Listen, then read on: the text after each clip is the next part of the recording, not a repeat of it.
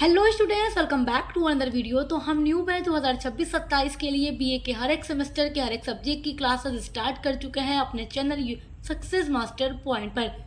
तो लगातार हर एक सब्जेक्ट की वीडियोस चैनल पे अपलोड हो रही हैं और आज का वीडियो है BA 5th semester English literature के पेपर नंबर 2 के यूनिट नंबर 1 के लिए। पेपर नंबर 2 का नाम है British, American and popular Indian fiction और हर यूनिवर्सिटी में यही सिलेबस है। चाहे आप किसी भी यूनिवर्सिटी से पढ़ते हो, आपका पेपर ऑब्जेक्टिव होता हो या सब्जेक्टिव होता हो, आपके लिए यही क्लास पढ़नी है क्योंकि क्वेश्चंस एमसीक्यू पर आए या रिटन आए यहीं से आने वाले हैं। तो यूनिट नंबर 1 में आपको पढ़ना है लिटरेरी टर्म्स के बारे में और जो पेपर नंबर 1 है आपका इंग्लिश लिटरेचर का, जिसमें आपको classical literature and history of English literature पढ़ना है, तो उस पर हमने वीडियोस अपलोड कर दी हैं। सारी क्लासेस अपलोड हो गई हैं एकदम सीक्वेंस में हर एक यूनिट पर, तो आप विजिट करके देख लीजिएगा, प्लेलिस्ट बनी हुई है हमारे चैनल पे। आज देखते हैं पेपर नंबर 2 का यूनिट नंबर 1 लिटरेरी टर्म्स, जिसमें आपको plot, characterization, narrative technique and structure पढ़ना है। और इसमें एक और टॉपिक दिया गया है एलिमेंट्स ऑफ नॉवेल। इससे पहले मैं आपको ये बात बताऊंगी कि जो एलिमेंट्स ऑफ नॉवेल है उसमें प्लॉट भी आ जाता है, कैरेक्टराइजेशन भी आ जाता है, नरेटिव टेक्निक भी आ जाता है, स्ट्रक्चर भी आ जाता है। तो ये सब क्या है, एलिमेंट्स ऑफ नॉवेल ही है, लेकिन फिर भी यहाँ से एक टॉपिक रख दिया गया है, तो आपको इसके लिए अलग से टेंशन लेने की जरूरत नहीं है। जो आज की वीडियो में हम पढ़ेंगे, चाहे प्लॉट हो, कैरेक्टराइजेशन हो, जिसको कैरेक्टर भी आप कह सकते हैं, नरेटिव टेक्निक या स्ट्रक्चर, तो आपकी जो यूनिट नंबर 1 है वो इसी एक वीडियो के माध्यम से कंप्लीट हो जाएगी। चलिए वीडियो स्टार्ट करते हैं। तो आपका जो फर्स्ट लिटरेरी टर्म है वो है प्लॉट, जिसको हिंदी में कहते हैं कथानक। आप लोग अब बीए 5th सेमेस्टर में हैं और जब आप लोग 1st सेमेस्टर में थे तभी मैं आपको प्लॉट के बारे में पढ़ा चुकी हूँ। 3rd सेमेस्टर में भी आप इसके बारे में पढ़ चुके हैं। तो प्लॉट जो आपके सामने है ये कोई नया वर्ड नहीं है, आप इससे पहले से ही इंट्रोड्यूस हो चुके हैं बीए के 1st ईयर में। अब तो आपका 3rd ईयर चल रहा है। Plot refers to all the events that contribute to the story. Plot refer करता है या संदर्भित करता है या बताता है टू ऑल द इवेंट्स, उन सभी घटनाओं को, दैट जो कि कंट्रीब्यूट योगदान देती हैं टू द स्टोरी, कहानी में। देखो, आप कोई भी स्टोरी पढ़ते हैं, नॉवेल पढ़ते हैं, ड्रामा पढ़ते हैं या शॉर्ट स्टोरी पढ़ते हैं, उसमें कोई ना कोई इवेंट्स होता रहता है पूरे स्टार्ट से लेकर एंड तक। तो वो जितने इवेंट्स होते हैं एक सीक्वेंस में होते हैं, पहले क्या हुआ, उसके बाद क्या हुआ, उसके बाद क्या हुआ, फिर जाकर सब कुछ ठीक होता है और नॉवेल एंड हो जाती है, स्टोरी खत्म हो जाती है। तो वो प्लॉट होता है जो एक सीक्वेंस में हर इवेंट्स को दिखाता है, जो कुछ भी हमारे स्टोरी, नॉवेल, ड्रामास के अंदर होते हैं। It has a starting point to the exposition where the story begins. तो इट हैज, इसके पास होता है स्टार्टिंग पॉइंट यानी शुरुआती बिंदु, टू द एक्सपोजिशन यानी कि शुरुआत होती है, वेयर द स्टोरी बिगिंस जहां से कहानी शुरू होती है, and the character and the setting are introduce to the audience. और जो कैरेक्टर्स होते हैं, यानी कि आप कोई कहानी पढ़ रहे हैं, नॉवेल पढ़ रहे हैं, ड्रामा पढ़ रहे हैं, तो जब कहानी शुरू होती है तो ये बात आप जानते हैं कि ये हमारी कहानी का, स्टोरी का शुरुआती पॉइंट है, स्टार्टिंग पॉइंट है, वो भी प्लॉट है। उसके बाद स्टोरी जब शुरू हो जाती है तो आप कैरेक्टर से इंट्रोड्यूस होते हैं। आप ये सुनते हैं ना कि इस ड्रामा के अंदर ये कैरेक्टर्स हैं, इनका ये नाम है, ये काम ये करेंगे इस स्टोरी के अंदर, इस ड्रामा के अंदर या इस नॉवेल के अंदर। तो आप कैरेक्टर से इंट्रोड्यूस होते हैं। उसके बाद सेटिंग का मतलब होता है टाइम एंड प्लेस, जो मैं आपको पढ़ा चुकी हूँ बीए 3rd सेमेस्टर में ही। तो सेटिंग में टाइम एंड प्लेस दोनों आ जाता है कि किस टाइम की ये स्टोरी है, नॉवेल है या ड्रामा है, और किस जगह पर सेट की गई है, मतलब क्या इसकी जगह है। तो ऑडियंस उससे भी इंट्रोड्यूस होते हैं, यानी सेटिंग और कैरेक्टर से भी। It is a sequence of incidents in story और नॉवेल। इट इज, यह है एक सीक्वेंस, एक क्रम, ऑफ इंसिडेंट्स मतलब होता है घटनाओं का, इंसिडेंट्स मतलब घटना होता है, तो इवेंट्स मतलब भी घटना होता है, इंसिडेंट्स मतलब भी घटना होता है। इन स्टोरी कहानी में और नॉवेल नॉवेल में। तो स्टोरी, नॉवेल या ड्रामा में शुरुआत से लेकर एंड तक जितनी भी घटनाएं या इवेंट्स होते रहते हैं वो पूरा प्लॉट कहा जाता है। Plot helps in the development of author central concept of his ideas. और जो प्लॉट है वो हेल्प करता है यानी मदद करता है ऑथर्स यानी राइटर्स की डेवलपमेंट यानी डेवलप करने के लिए स्टोरी के सेंट्रल पॉइंट को, यानी कि जो प्लॉट है वो हेल्प करता है डेवलपमेंट में। ऑथर की जो भी पूरा सेंट्रल कॉन्सेप्ट होता है, उसके जो आइडियाज होते हैं ऑथर के, लेखक के, राइटर के, कि किस तरीके से उसको अपनी स्टोरी, नॉवेल या ड्रामा का प्लॉट रखना है और किस तरीके से उसको अपने स्टोरी को एक्सप्लेन करना है अपने रीडर्स के सामने, तो वो प्लॉट होता है। तो प्लॉट क्या है? कोई दूसरी चीज नहीं है। प्लॉट वही है जिसमें शुरू से लेकर एंड तक कोई ना कोई इवेंट होता रहता है। आप कोई मूवी देखते हैं, कोई सीरियल देखते हैं, कोई ड्रामा देखते हैं, तो उसमें भी शुरुआत से लेकर एंड तक कुछ ना कुछ होता रहता है एक सीक्वेंस में। पहले कुछ होगा, फिर कुछ, फिर कुछ, फिर कुछ। तो वही प्लॉट होता है जो एक क्रम में, एक सीक्वेंस में चलता रहता है स्टोरी, नॉवेल, ड्रामाज या मूवीज के अंदर। और ये जो प्लॉट होता है ये बना होता है मेन 5 इवेंट से। तो plot are made up main 5 events. Plot बने होते हैं मेन 5 इवेंट्स के, यानी कि प्लॉट के अंदर मेन 5 इवेंट दिखाए जाते हैं, चाहे नॉवेल हो, स्टोरी हो, ड्रामा हो, कोई मूवी हो, सीरियल हो। फर्स्ट होता है बिगिनिंग। बिगिनिंग का मतलब शुरुआत। आप मूवी देख रहे हैं तो मूवी शुरू होती है, यहाँ से स्टोरी शुरू होती है।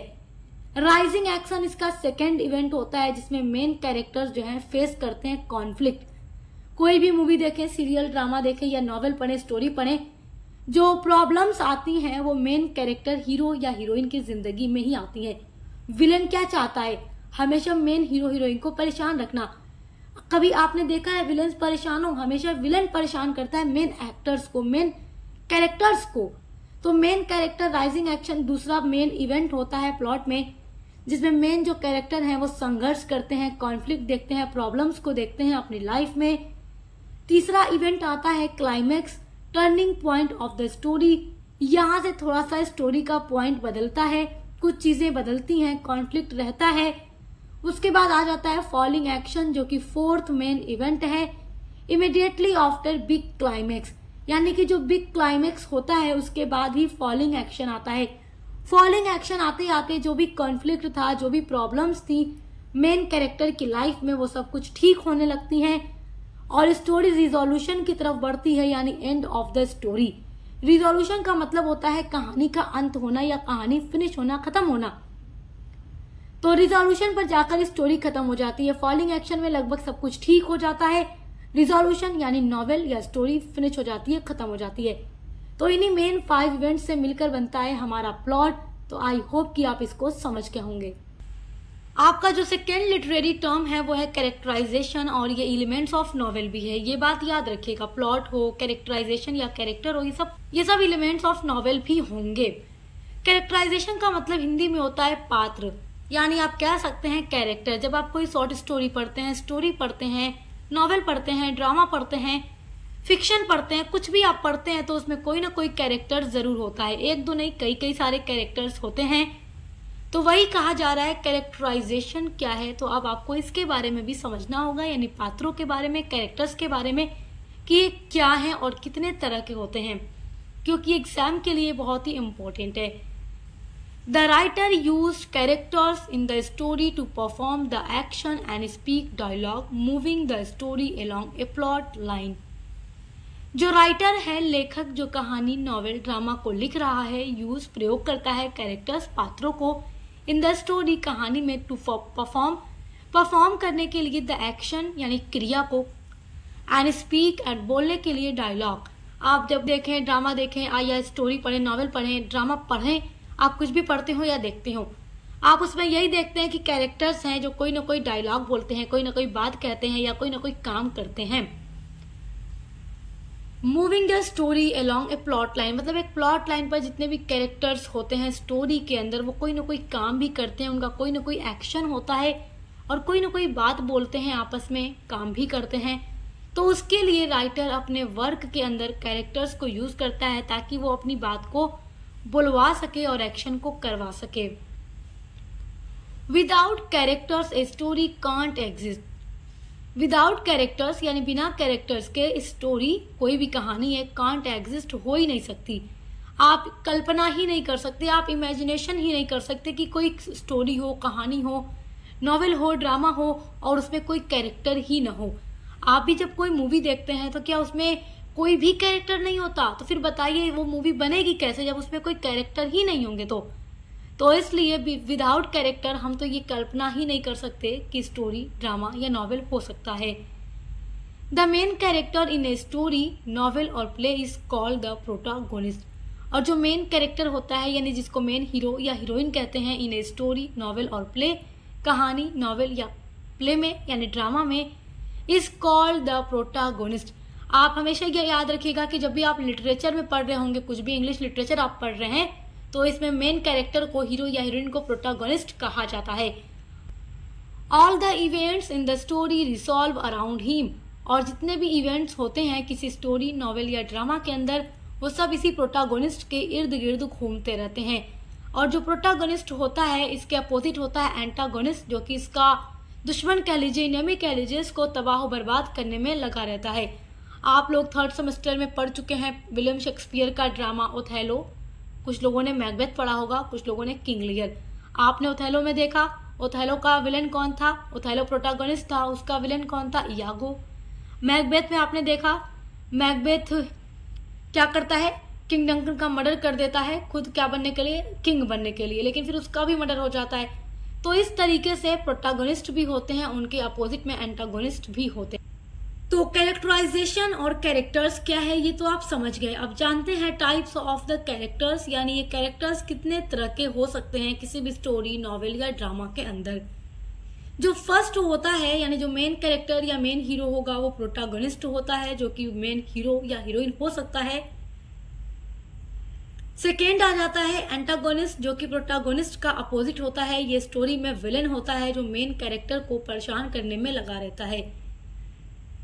तीसरा कैरेक्टर आ जाता है डायनेमिक कैरेक्टर। डायनेमिक कैरेक्टर ऐसे कैरेक्टर स्टोरी के अंदर होते हैं जो वक्त के साथ साथ खुद को बदलते रहते हैं। अच्छे से बुरे भी हो सकते हैं, बुरे से अच्छे भी हो सकते हैं। मतलब जैसी कंडीशन होती है उस टाइम। कुछ लोग आप देखते हैं ना स्टोरी में या मूवी वगैरह में आप देखते होंगे, कुछ लोग अच्छे रहते हैं लेकिन आगे चलकर किसी लालच में आकर वो बदल जाते हैं।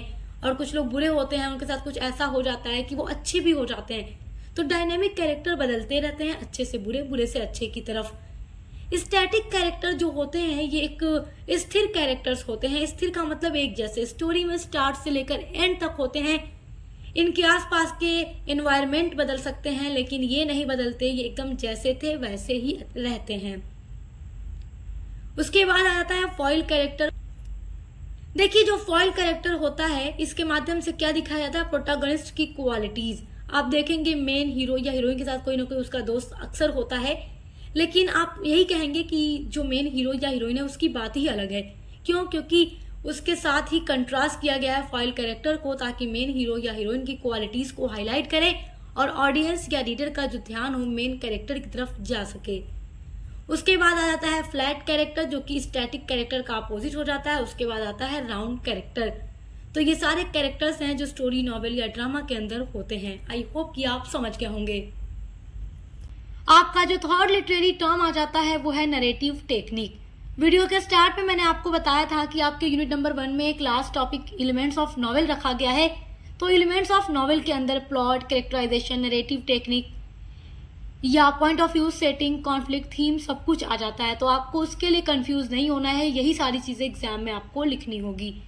नरेटिव टेक्निक का मतलब होता है वर्णन करने का तरीका, स्टोरी को नरेट करने का ए वे, स्टोरी को नरेट करने का एक तरीका, एक मेथड, वो होता है नरेटिव टेक्निक। जब कोई राइटर ये डिसाइड कर लेता है कि उसे कुछ लिखना है तो वो प्लॉट बनाता है। प्लॉट के बाद वो कैरेक्टर्स को चूज करता है, स्टोरी में कितने कैरेक्टर्स होंगे, कैसे कैसे होंगे। उसके बाद वो ये सोचता है कि किस टेक्निक से, किस मेथड को यूज करके वो अपनी स्टोरी को नरेट करेगा। तो चलिए जानते हैं नरेटिव टेक्निक के बारे में। Narrative technique are the methods writer use to tell stories, shaping how readers experience and understand the narrative.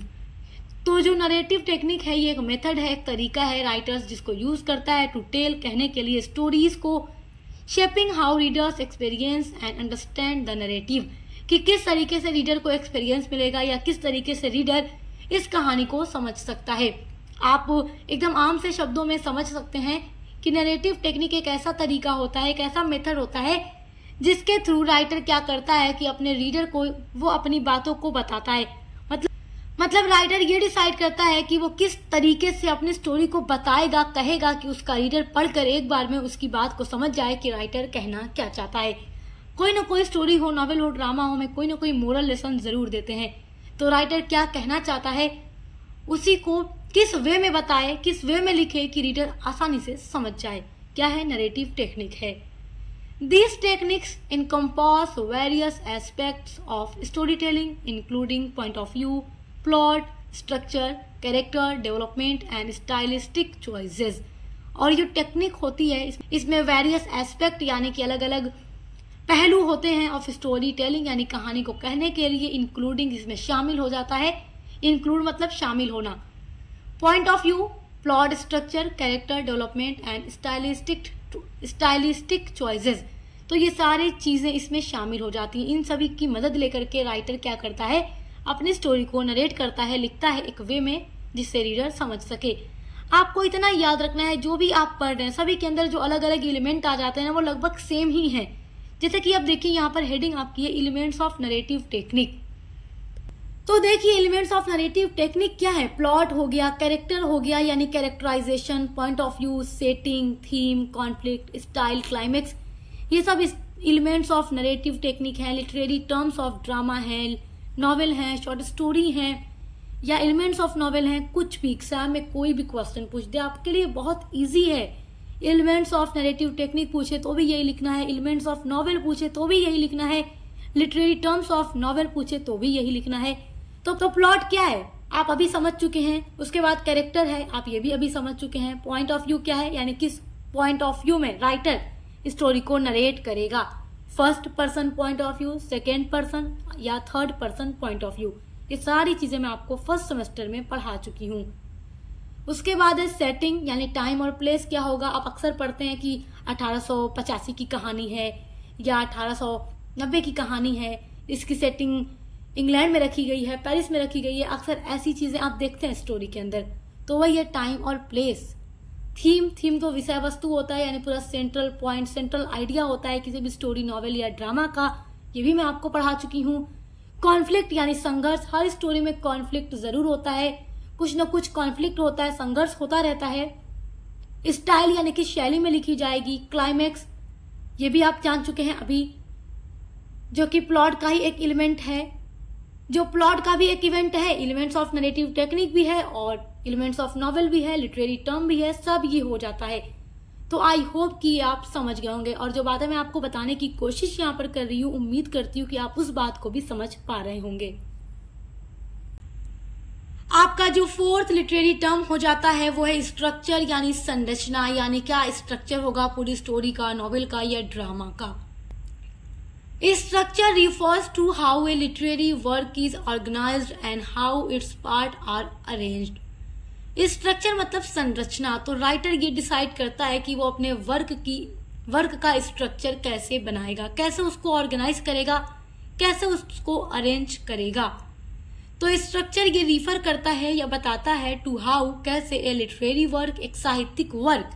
साहित्यिक वर्क क्या होंगे? कोई भी शॉर्ट स्टोरी हो गई, नॉवेल हो गया, ये सब क्या है? लिटरेरी वर्क है। इज ऑर्गेनाइज, कैसे ऑर्गेनाइज होगा, एंड हाउ और कैसे इट्स पार्ट और अरेंज, और उसके पार्ट को कैसे व्यवस्थित किया जाएगा, अरेंज किया जाएगा। It's the framework that holds the elements of a story like plot, character, themes together. तो इसको मतलब किसी भी लिटरेरी वर्क का स्ट्रक्चर तैयार करने के लिए राइटर उन्हीं एलिमेंट्स को यूज करता है, जैसे कि प्लॉट है, कैरेक्टर है, थीम है, सेटिंग है। सारे इन्हीं एलिमेंट्स को यूज करके राइटर क्या करता है? अपनी स्टोरी का, नॉवेल का एक स्ट्रक्चर तैयार करता है। तो सारी चीजें सेम है, मिलती जुलती हैं, कोई आपको कंफ्यूजन नहीं होनी चाहिए। Shaping how the reader experiences and understand the narrative.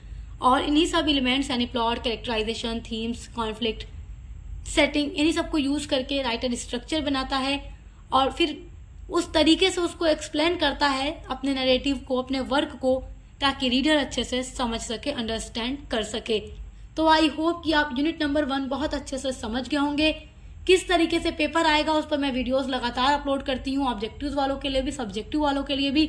तो चैनल को सब्सक्राइब करना मत भूलेगा। पेपर 1, पेपर 2 हर एक सब्जेक्ट को पढ़ने के लिए चैनल पर विजिट ज़रूर कीजिएगा। अब मिलते हैं अगले वीडियो के साथ।